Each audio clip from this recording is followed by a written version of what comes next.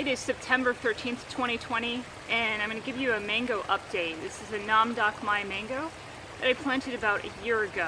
We had quite an intense summer with over 40 days of temperatures in the highs of 110 or above. So I'm going to give you a look at this plant, see how it's done in full-on sun. Mango was purchased as a 3-gallon from Green Life Nursery out in Phoenix and planted a year ago in my yard. So September 2019. At the time it was planted, it was fairly small. Came up to here at the top, and this branch here came up to about here. So it's doubled in size. As you can see, all of the area with leaves are new growth. The original leaves have fallen off the plant with winter. We had a fairly mild winter. We did get down to freezing a few days, but nothing severe like we had back in January 2019. No 20s. So this tree did fine in winter uncovered. I also have not covered it at all in summer. This plant put on very thick and strong leaves so that it could stand up to the sun and avoid scorch. You really don't see too much damage on the leaves. There's even some new growth coming in here. Again, it's been very hot here, and this has been in full sun pretty much all day long. So it is possible to grow your mangoes in full sun. I think what really led to the health of this plant is what I did around it. So you can see a lot of ground cover. I've got, watermelon vining here. I've got Okinawa spinach. There's some lantana right here. That living ground cover really helps protect the soil around the trunk. It's going to keep it cooler. It's going to deflect the sun. My tip number one with planting a tropical, if you can, give it a living ground cover around it. This by no means is my first mango. I've lived and learned with mango trees. I've killed quite a few. My first experience was actually with a 15-gallon size. I had a lot of people advising that, it's best to get a large mango tree because it can tolerate the frost better. I don't necessarily agree with that.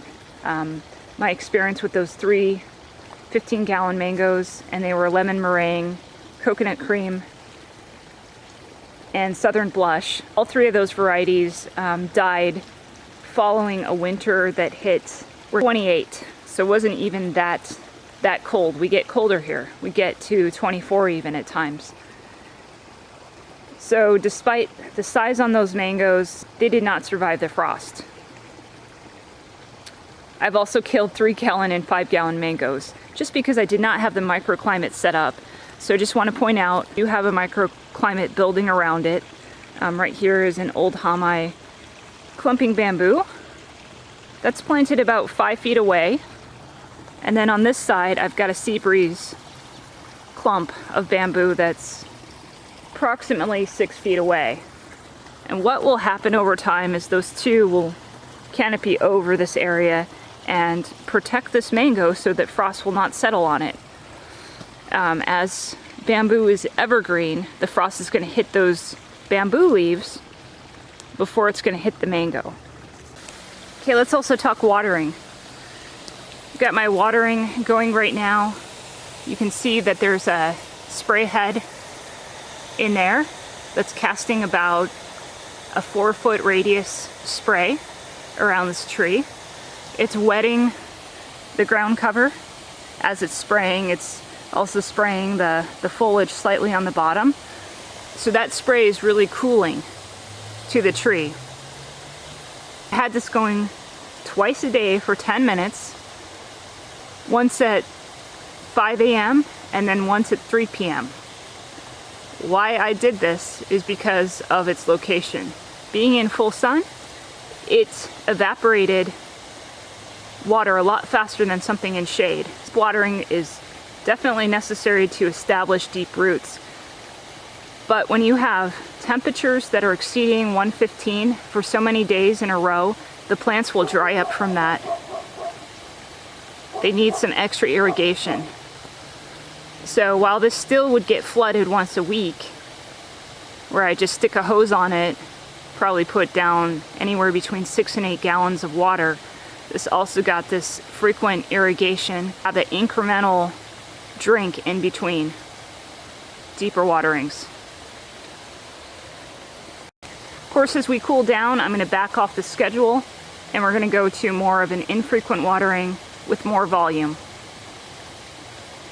These short waterings, you know, for 10 minutes probably drop around 2 to 3 gallons. So this was getting about 5 to 6 gallons a day in the worst part of our summer.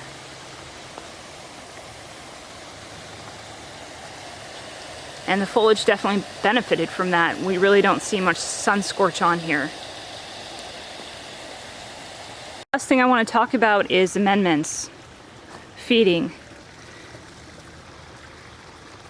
Most fruit trees, even your stone fruits, do not like pH of 8, which is what we have here in the Phoenix, Arizona area. You want to really reduce your pH to around 6.